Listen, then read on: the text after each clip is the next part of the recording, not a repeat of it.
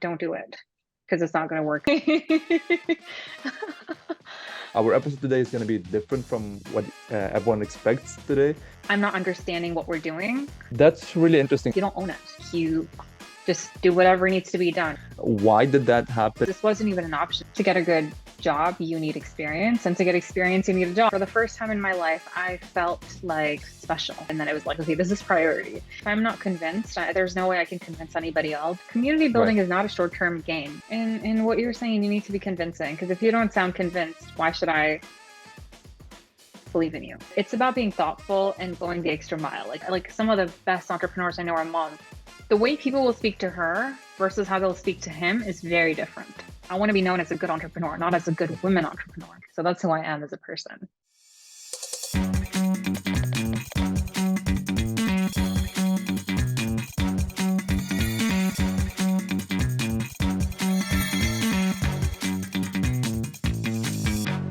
Hey everyone, welcome to a new episode of the Best Business Show. Today I have with me Mashal. She's a founder involved in the tech scene and the startup scene, a writer. Our episode today is going to be different from what everyone expects today. We're going to speak about storytelling, how a founder should approach news and storytelling, and we're going to deep dive in all of these. Mashal, welcome to the show. Thank you for having me. So I have just doing some research while I was doing my research. I see you were involved in media, tech, startups, investments. Who are you? um, who am I? That's like an existential crisis question, right? um, I think at heart I'm a writer. I love writing. I love art, and I am an appreciator of art.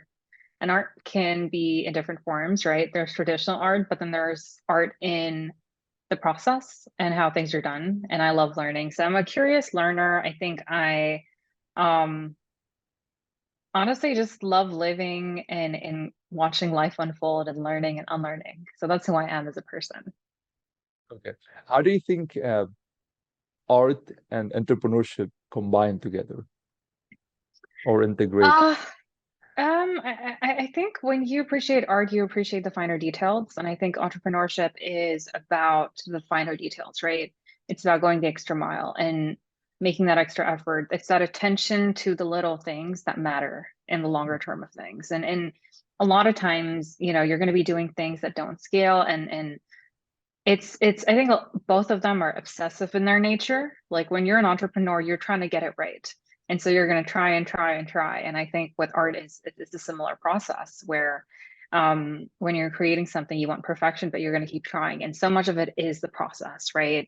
And not as much the end goal, where that is super important as well. But like it's all of it together. And I think they are chaotic in their own different forms, but I definitely see a correlation between both for sure. Okay. Yeah, it's interesting to this collides. I mean, entrepreneurships have artistic mindset. They always look for like they create something new, and to create something new, you should have this art mindset in you. So it's nice to see the integration. You shifted early in your career, you worked in the security world, and you shifted into the media space. Why did that happen, and how did that shift happen? It wasn't intentional. I was ready for, again, a career in the security space, right? But I started working early on and I started working, actually, I've been working since I was in high school, but actually started working in my college years too. And a reason for that was because I realized that to get a good job, you need experience, and to get experience, you need a job. And so it's like a chicken and egg chase, right? Yes. Um, I didn't want myself to be a reason for rejection. And so Okay. I tried to make sure I would be good enough, no matter what. I wanted to kind of excel at whatever I did. And so if I was going to be interviewing and applying for a role, there should be no other like I'm not going to be one of the reasons that someone would reject me, right? And so that's how I started working. And in that process, summer of 2016, I came about an article, and it was about third culture kids, and it was on this media company called The Tempest. And I've always loved writing. I've loved reading since I was a kid, but I never saw myself in the media industry. And even in terms of upbringing and stuff, there's a stigma around media and having a creative major where it's not taken seriously. And my parents were not supportive of that at all. So I ended up in Right. tech. And I mean, I'm sure you're familiar, right? Like there's Yes, like very specific paths that you it's you you're either a doctor, a lawyer, or an engineer. That's the three engineer. options you're allowed to be. Yeah, and so I decided to take up tech for for that very reason. Um, but what ended up happening was I started writing for this media company called The Tempest. I sent them an email saying, "Hey, I love your content. I've been obsessed with all, all the content you've got on your website. I am a writer from the Middle East. I would love to see more Middle Eastern voices. I would love to see more stories from this part of the world and more stories about women in tech because I felt like that was missing." And so that's how I started off. And quickly went from there to doing an editorial fellowship to becoming an editor and starting a vertical at the company. And a couple months later, the founder and CEO, Leila, asked me to join as a co-founder and a CTO at that time. And so I kind of had no business being in media, but ended up in it. And I remember when I was making that decision, it felt like I thought at that time I would still be in tech, but like it was going to be tech in the media space, right? So Okay. that was, of course, what I had in mind, but the way my role changed when I became the CTO is, and then co-founder, more importantly, I realized I was needed more towards the operational side of things and the business side of things. And that's how I transitioned from being in a tech role to being more in the business side of things. And it was a Okay. very natural progression because it was based on what the company needed. And when you're a co-founder or a founder, like you just do whatever needs to be done, right? You're a problem solver. So you will take whatever role or job, little or big, Yes. Yeah. to fix things, and that's kind of what I did. There's a lot to unpack here. First, what was different about the Tempest that open like that attract you to work there or to send that email or to push you to write for the Tempest? I the content, it made me feel so connected. For the first time in my life, I felt like, and I've never felt represented on media. I think up until that point, I had never actually read pieces in the media space where I felt so connected. I felt like any of these stories could have been me writing. That's how much I could resonate with the voices Oh, and the okay. writers. And so that is what really drew me in. And I had the email written out for a month before I sent it because every day I would be like, should I not? In that fear. But then finally I was like, you know what, screw it. I'm just gonna send it. And so I did. But definitely it was that. And when I started working at the company, I had never been in such a work atmosphere before. Like Okay. mental health was okay to talk about. The culture was just so different. It was unlike anything I had ever experienced. And it was all these amazing women who were doing incredible things. And I just wanted to be a part of that. It felt special. Okay. Um, the second part that you spoke about was you moving on to the CTO and being on the operation side. Can you tell us more about that? Like, how was the shift and change between just being a writer or an editor to moving on and being a CTO, a co-founder, and operation? Yeah. So one of the things that would happen at the company is when the fellowship period ended, there would be a feedback form. Okay. And in that feedback form, I detailed, I think, 5 or 6 different projects on how the company could improve and what needed to be done and how analytics could be used, how we could use those insights better to get and grow our audience and build it out.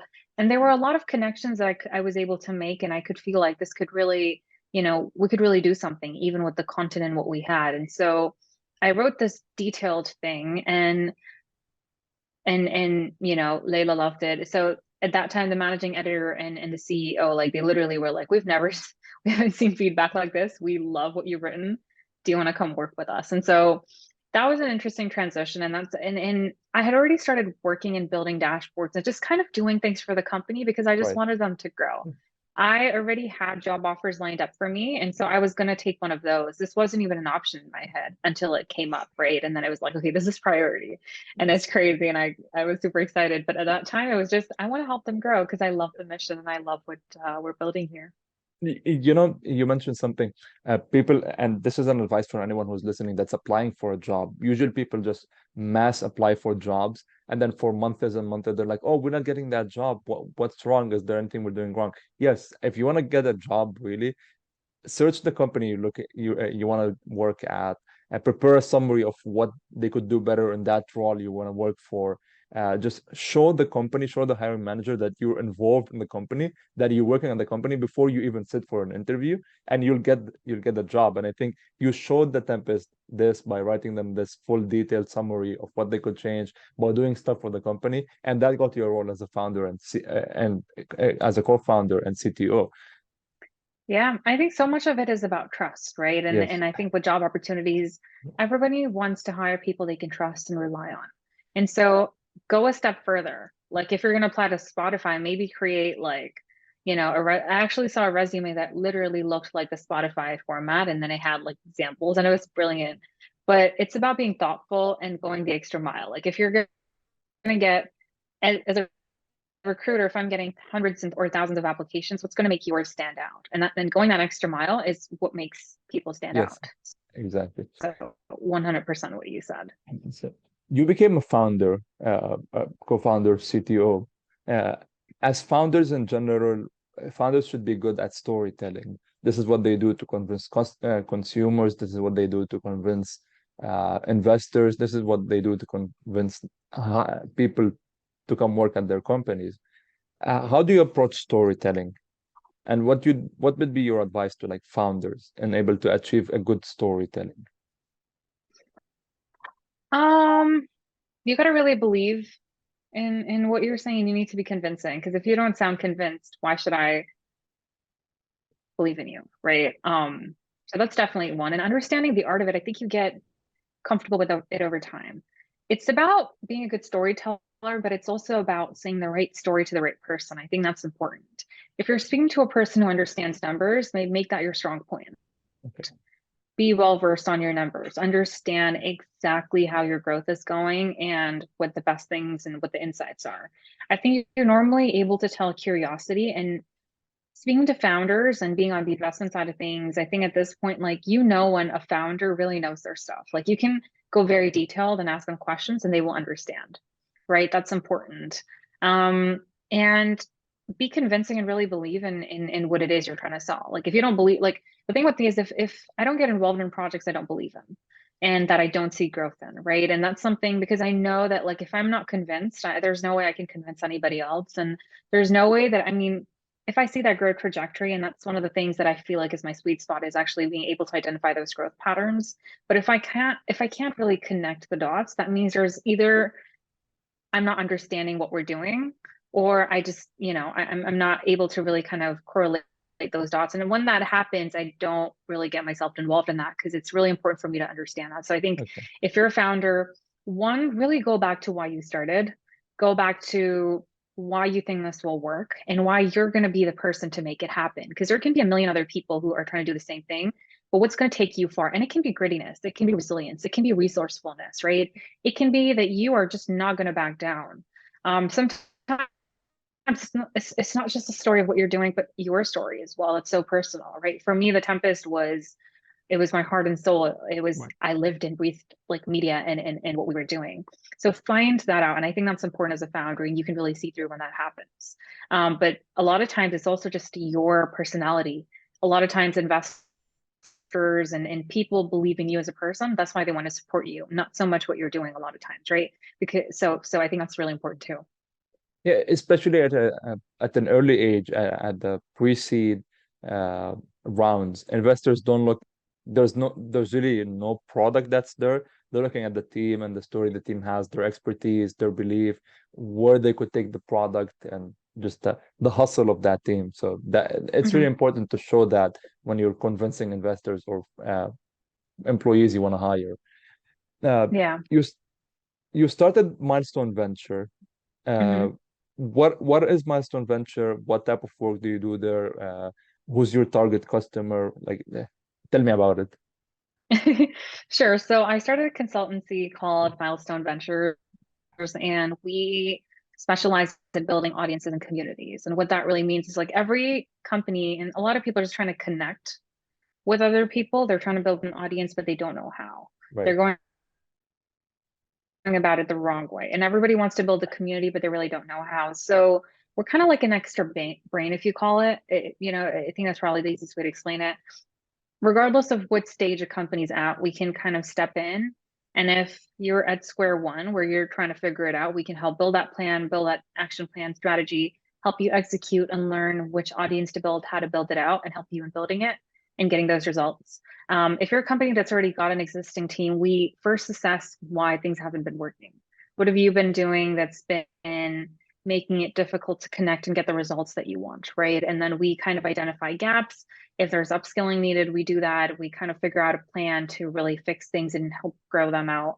And if it's about building out your team, totally, we do that too. So it's really like a 360 sort of consultancy in the form of like, regardless of what stage you're at and what you're trying to do, we just kind of help step in and grow out things. And some of the work, so, we have a bunch of clients. We've had pre-IPO clients, those who've got advanced staged ones, those who are building communities. And so we've helped scale out their social platforms.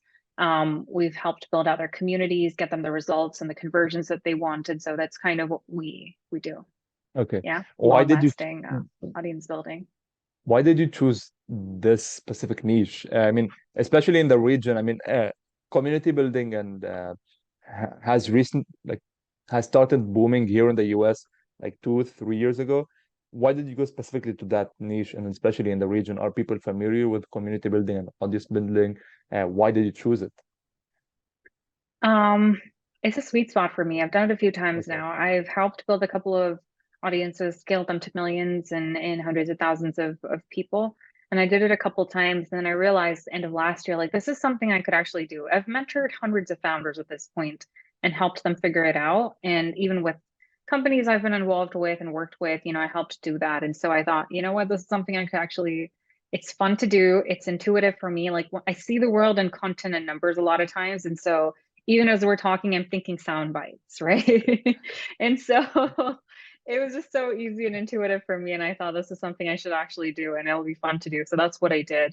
A lot of my clients are in North America and in the US, but I do have clients yeah, here as well because they are starting to understand the value of it.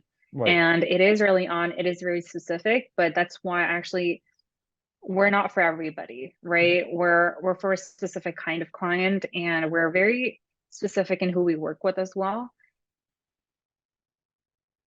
And we only take on a certain number every quarter. Like I'm not gonna be like I'm not for everybody, and that's okay. Right. And my team's not for everybody, and that's okay. Let's define what's a community. What's a successful community? That's a good question. Communities having a group of people where people in this group feel connected. They feel like other people know them, and they feel like it's a place they can come to and ask for help, have fun, let loose, be serious, be whatever they want, right? And that's what a community is, making people feel connected. Okay, can this community be online? Can it be an online community, or is it just a real life community? Can be online, can be offline, can be a mix. Yes. Offline obviously takes it a step further because there's more effort involved. And if you can involve effort and make people show up, is the strongest example in show of strength in a community. But online, you can build strong communities too. So 100% can be either or. Okay. Should every startup build a community, or is it for every startup, or is it not for every startup? Is it for every company? Is it not for every company? This might be an unpopular answer, but I don't think community building is for every startup because I'll tell you why. Like there's everyone's trying to build a community, but people don't want to put in the work and effort. Community Right. building is not a short-term gain. It's not a short-term thing. You can't just get people and then leave, right? It's about consistent effort. It's something that takes time. It's something you're going to do for the long run. And it takes time to build trust and it takes time to make people feel, that comfortable and build that space. And so I think it's not for every startup. If you can, it has a lot of returns. It's super valuable. It really, really does help you build a lot of things, right? But it's not for everybody. And if you can't allocate that time and the resources and the mental band for that, don't do it because it's not going to work that easily. Right. An example of that, I there's a newsletter here in the US. It's called The Hustle, funded by Sam Parr, and then Hmm. they decided to create something called Trends. And Trends Hmm. is Yep. a paper you get every week that tells you trends out there in research. And with Trends, they created a community. And I've followed Trend since the beginning when they started. And Sam, the founder, used to go in there every day for a whole year to write posts in the Facebook group, and he'll call his friends to comment and to write different posts. And now the community is probably they have 13, probably 3,000 or 13,000. There's a huge difference between the numbers, but there's a lot of people inside the group, and it's a Yeah. really engaged community. Everyone's helping each other. Everyone posts inside the group to get help, to help. It's amazing what they built. And I think that an audience or community should be an engaged community that helps each other, and that does define a good community versus a bad community. Hmm. Yeah. Yeah. I think, and it's interesting as well because you go from the hustle had so many subscribers and email subscribers, Yes, and you can see that they've kind of defined different layers, right? And you'll see that it's a percentage of that bigger audience that feels connected enough to want to pay. Because yes, what the harder you make it, the smaller the number gets, right? yes. So that's a really great example where it's an audience is different than a community. Yeah. Okay. Let's do this just to explain more what you do. Let's say I'm a startup. I I found your website. I find and I reach out to you, and I'm like, hey, I need help building my audience and community. What are the steps I go through? What's the process like? And and how long do you work with me? What's the process like? How do I achieve building this community I want to build? The first step that happens is we have a call and I try to figure out if you've been call like if you actually need my help, because a lot of times you actually maybe a little bit too early and maybe you don't have the funds. There's different reasons for whatever. But we have a call where we go through different areas. I try to understand one, what you're working on, two, who you're trying to target, three, how you want to get there, and what you're looking for in terms of support and help from me. Because once I sign on a client, you can actually use my time in different ways, but I want to understand and make sure you're getting the best support you need, right? Sometimes founders do know what they need help with, sometimes they don't. And so it really depends. So we go through a whole process, we go through a checklist, and we kind of figure out what stage you're at and does this make sense? Then we move on to the numbers and budgets and timelines, right? Um, and then if the rates make sense and the timelines make sense, then typically I will take on a client for, I say 3 to 6 months, depending on the goal is have a process where it's two-phased. So phase one is really those early stage things, right? We map out and there's a whole basically list that we go through where one, the first we assess and we look at what's been happening. Then we look at the structure, the process and our approach and the action plan. We agree on specific social we're going to be targeting, and we agree on what we need to get there in terms of metrics and success stories. And Okay. once we have that, we kind of work our way backwards, right? And we look at resources. Do you have people, or are you going to be the founder who's working on all this? And if you need support, how can we help you get that support as quickly as possible, right? So helping get that team together. Okay. Um, and then from there, it's a lot of experimenting and trying things out and seeing what works and what doesn't, and just, a whole lot of learning. That's what happens. So that's kind of like the initial process. You spoke about metrics. What metrics are you looking at in terms of building a community? Like, uh, what solid metrics I could look at to see if I'm going the right path or I'm not going the right path. Um, Look, there's no right or wrong way. Different things can work. And I'm not a fan of a single like black and white approach. I like kind of being very open-minded with things. And like I said, not everyone wants to build a community. Some want to build an audience. Some want to just build out that base layer structure. And so depending on like metrics, really, it depends on what tools we're using and what stage we're at, right? It might mean getting your initial 100 users that are super connected that you can get feedback from and that you can tap into and understand. Even the most important thing is to understand, will people come to your product or service? Are they really understanding what you're trying to get across in terms of the message? And what's going to make people really click and connect, right? Okay. But sometimes it can mean, how do we get to 20,000 women who are going to be interested in health conversations on a specific platform? That's what it Right. means, right? So it can be different. And then depending on that, we kind of figured that out. Okay. Uh, we spoke about building audience and like an audience and communities. And for the past 3 years, we've seen a huge rise in Web3 and crypto and DAOs and everything. How does Web3 and how do Web3 and communities integrate together? So Web3 basically means a decentralized world, right? Where everything is collaborative and it's I think it's a very different way of operating, building, and structuring.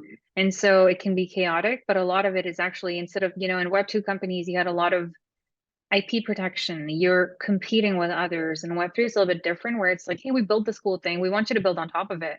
Or what can you do with it? So there's so much of Yes. that kind of integration, right? And there's so much of it's a very different mindset because it's not things closed off. It's actually, hey, Yeah. everybody can use it. And so that's the fundamental difference. And that by nature means you want to build a community because the more people you've got believing in your protocol or DAO or mission or whatever it is you're working on in the space, the more successful you're going to be because there's more use cases. There's more, and a lot of resources are being deployed to build communities because it's the way to make them work. And so that's how Web3 and community go together and because there's so much of work to do to build that out. Yeah. Um, how does a community on Web3 differ from a community, like look different from a community on Web2?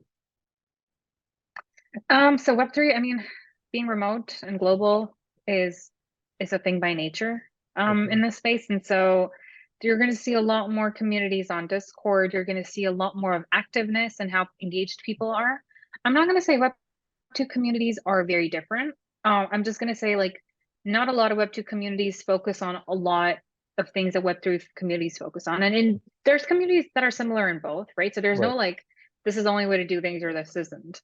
But I'd say there's maybe a difference in the communication and the culture, right? The mindset people come to the space with, where it's a lot more chill in a lot of ways. There's a lot more of that the feeling of togetherness, right? Where if you're in the Web3 community, you all know that you believe in something not a lot of people do. You're probably one of the first in a small chunk of the percentage in the world.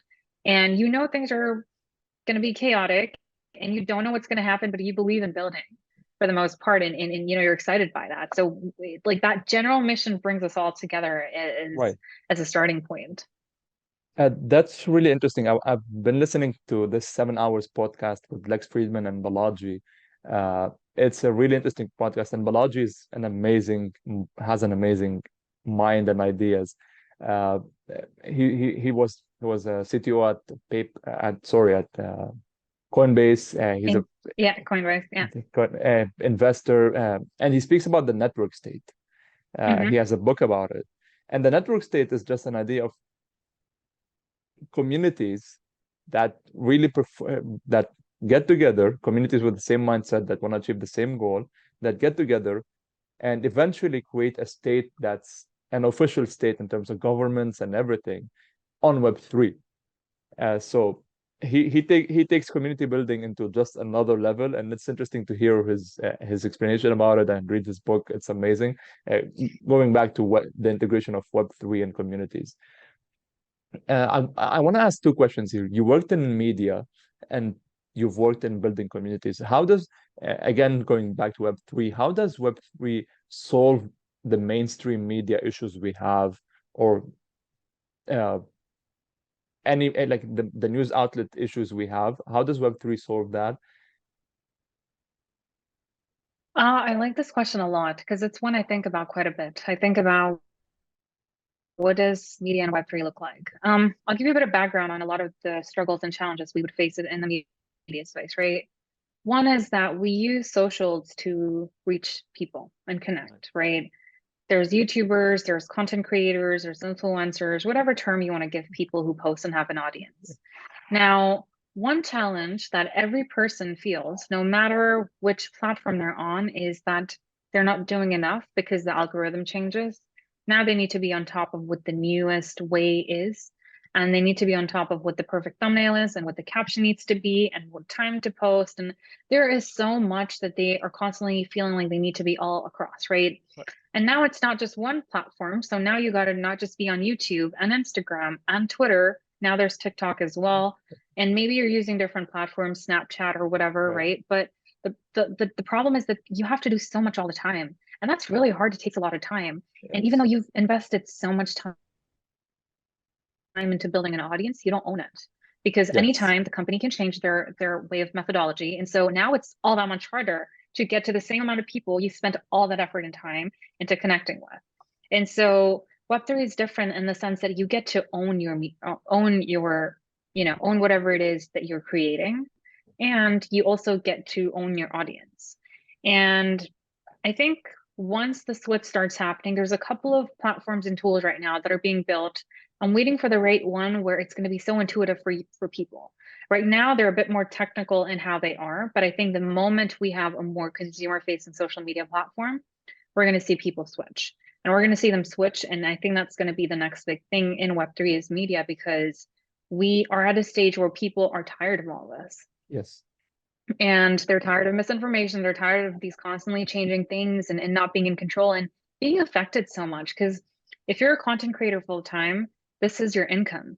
These metrics, how many people you reach or how little people you reach, and the engagement, all of these things affect your income and your Yes. salary in a way, right? Or whatever word you want to use, but you're financially affected by it. And that's a big chunk of people in the world. And so the next stage is wanting to own it all and being more in control of the distribution and having that connection.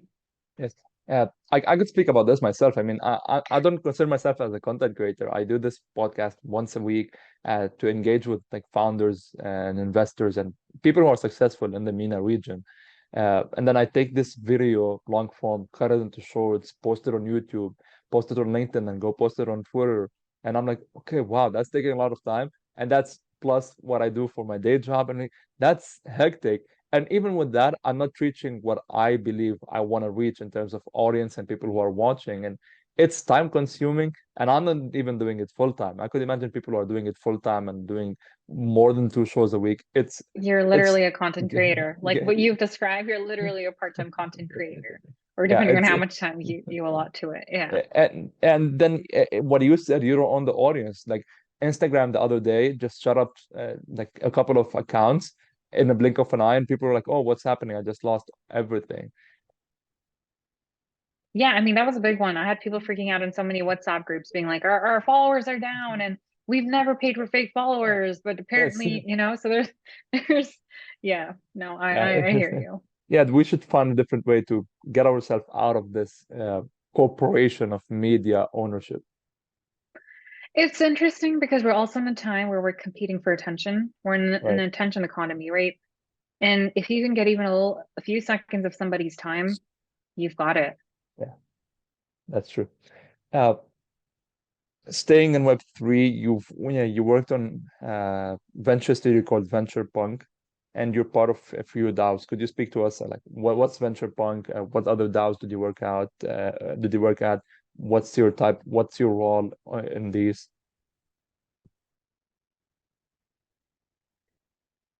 Yeah, of course. So a couple of things. And this is really exciting stuff for me because this is a very different space. And I feel like once I've switched, it's so there's no going back.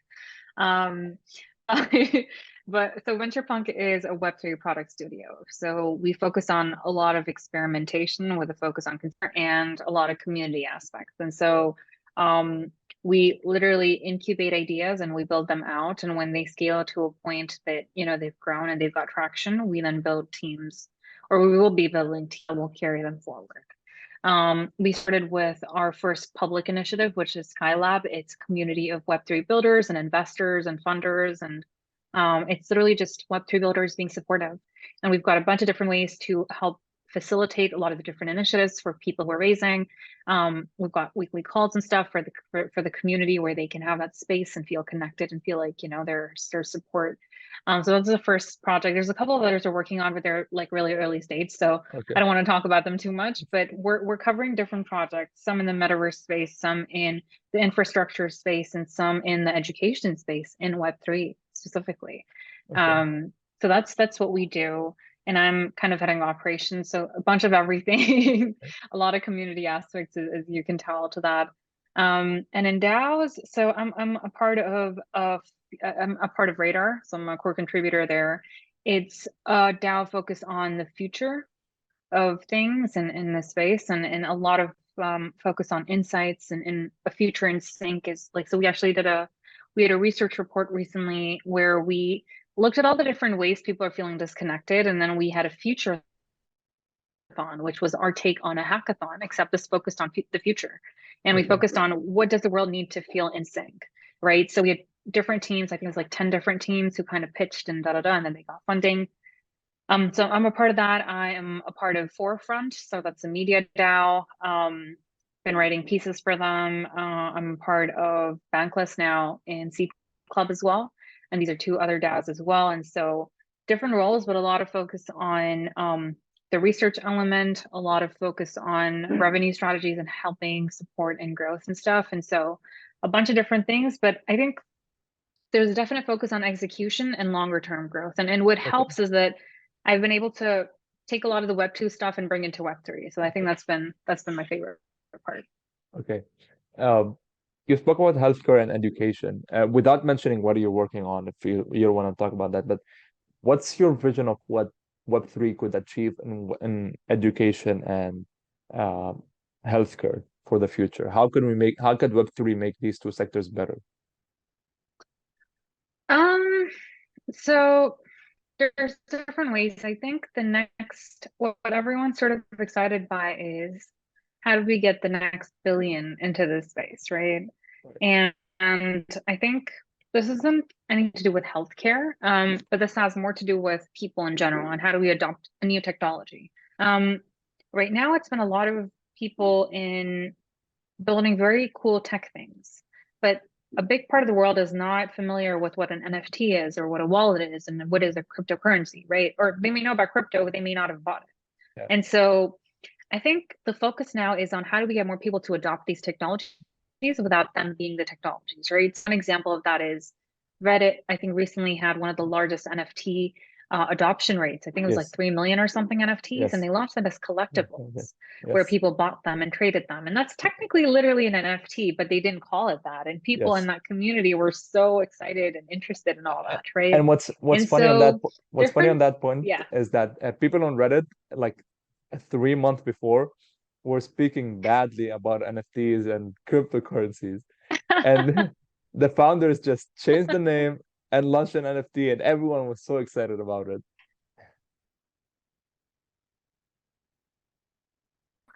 So that's understanding people though, right? That's understanding the language that's going to Yes. connect. How do you package the same thing in a very different way and sell it to people and it works, or get people to be interested? So that's a great example. But I think a lot about how do we get people into the space. And I think one thing that I think about actually is education in the sense that like I think there are a lot of regions where there's a lot of technical talent and we need a lot more building. So how do we get people from these regions to understand this space and build in it? And how do we even like one of the interesting things, I was at DevCon a couple weeks ago and I was impressed by the crypto adoption in South America. Like the fact that in certain countries, people trust crypto versus their own currency because the currency has gone down to a point where it's got very little value, but then crypto is more stable and they can trust it and it's not controlled by the government, right? And so that was a very interesting thing for me to see and observe and learn, and seeing how quickly it's being adopted in the region. And so I'm hoping we can bring that here in the region and in other emerging markets. Like there's, I mean, I think of Pakistan because that's where I'm from, but I think there's so much more that could be done there. And that's something I think about is how do we do that in an easy, how do we do that in a way that doesn't make people feel like this is something new and scary and, Right. something they should doubt. I think what I believe is we should have more use case startups and not just like trading startups or hey, buy an NFT or buy 100%. currencies. Have more use cases. Like for example, speaking about the metaverse and healthcare, we could metaverse could be an education way where students could get into the metaverse and see the human body and how the human is shaped right in the metaverse, and Yeah, that'd be a I actually had, yeah, 100%. Like I was thinking about, you remember Club Penguin?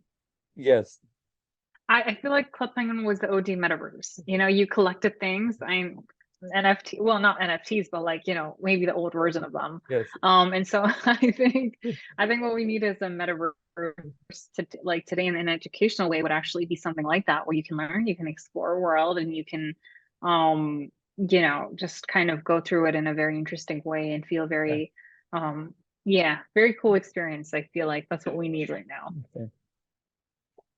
Jumping from NFT, well, before we start recording, you have your startups, your parents are coming in, you're busy with all of these, and there's a lot of women entrepreneurs out there. I want to touch on this point because it's really important.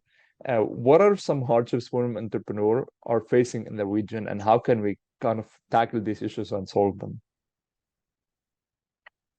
Um, I've had different answers depending on which life phase I was in and going through. One of the reasons why I love the Web3 space is that there's flexibility in timings and things, right?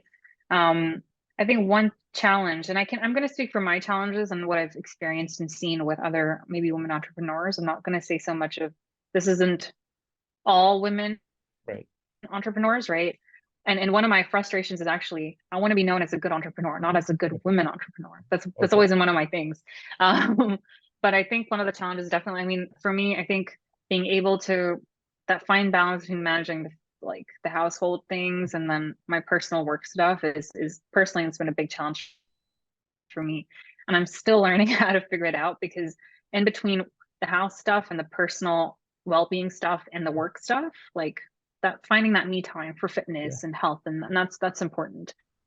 But I think it gets harder. I think moms are like some of the best entrepreneurs I know are moms, and I don't know how they juggle with kids and having their startup and having that time. So I think with a lot of things, I think flexibility is a big one.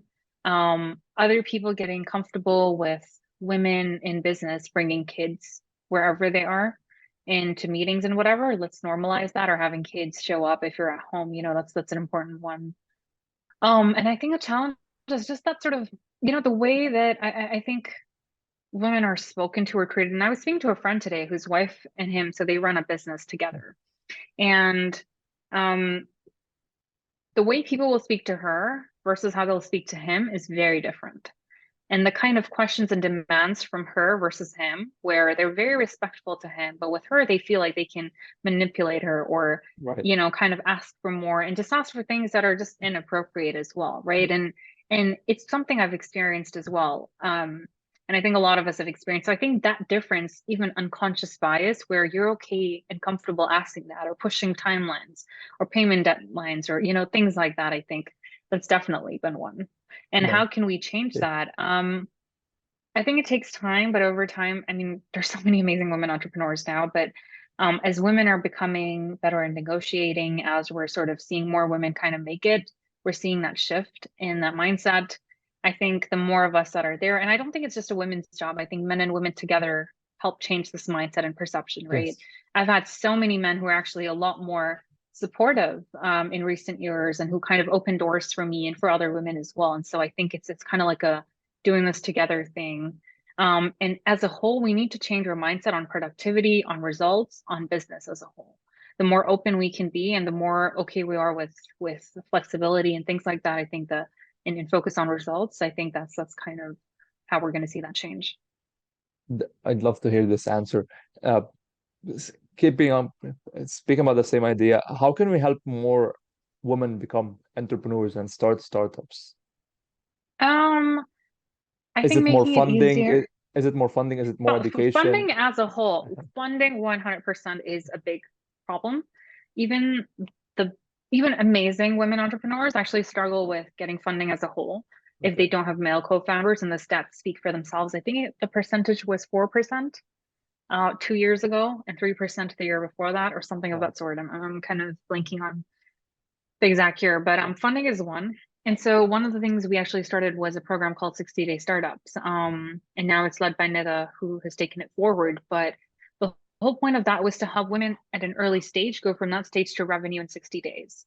And I'm now a mentor in the program, but we kind of really built it together in the start. And that was one way of getting women to these programs is helping bridge the gap to access to skills and experts, right? I think if you feel equipped enough and you're serious about building your business and you feel like you have all the knowledge you need to make it happen, and that little bit of funding and people who can help mentor you a little bit, you can totally get there.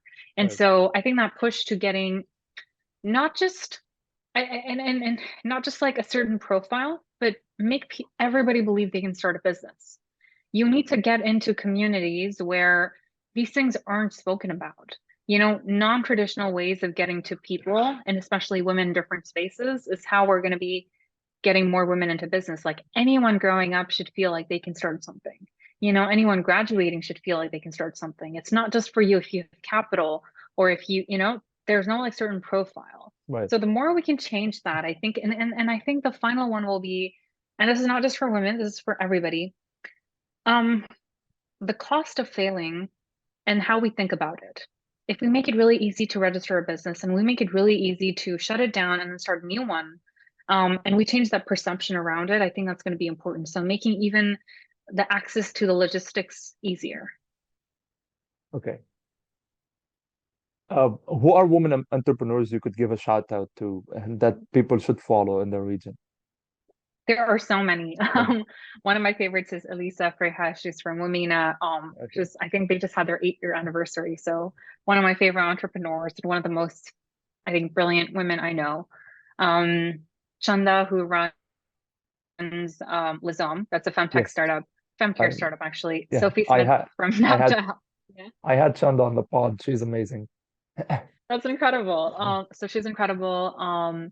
Sophie Smith from Napta Health is incredible. Fizza from Burley Beauty. She runs this is essentially concealers for golden skin toned women, right? So for brown women of different, like again, skin colors, and that's a challenge. So beauty products for women in the region and outside of and then there's Najla who runs Shara, which is it's an entrepreneurship center, but one of the most supportive, incredible like women and just entrepreneurs in terms of building out this ecosystem.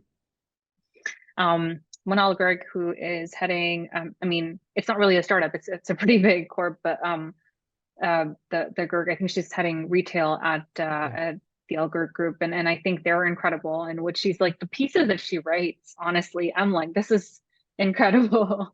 You know, we've got some amazing women. I could go on and on actually. So there's just there's some fantastic women. I mean, Nida Samar as well, right? She runs a table project and now Right. succeeding startups.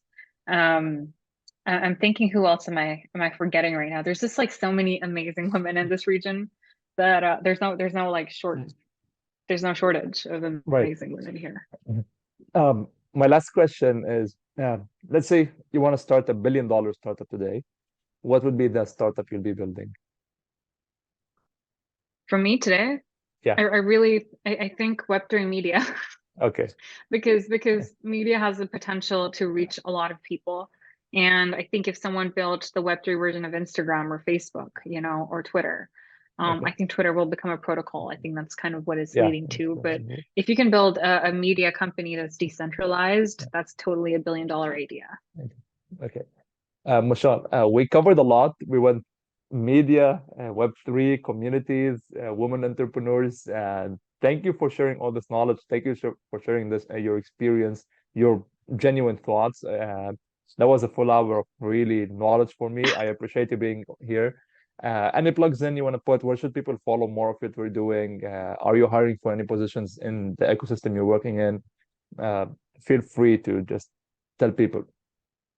Yeah, so I mean, you can follow me on all socials. I'm active on all, but I actually have a newsletter, mashal.substack.com. And that's where I really write a lot and I share a lot. I've actually got, if you like reading, I've got another newsletter, somegoodreads.substack.com. It's literally just some good reads, and I just share good reads. And then on Twitter, I'm Arlery, so that's Arlery. Instagram, Mashal Waqar. Instagram is actually where I'm more active in Twitter. These are the main Okay. two ones. And I am hiring for community roles, for content roles, for I'd say there's a lot of even education programs. So if you're into the community education side of things, I'm actually hiring for that too.